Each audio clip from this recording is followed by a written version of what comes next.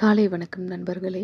மார்கழி மாதம் 6ஆம் நாள் திருப்பாவை 6வது பாடல்.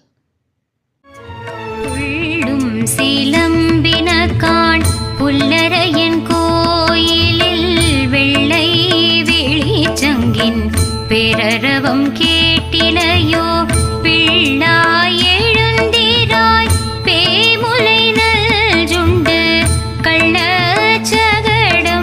கலக்கழிய காலோச்சி வெள்ளத்தரவில் துயிலமர்ந்த வித்தினை உள்ளத்து கொண்டு முனிவர்களும் யோகிகளும்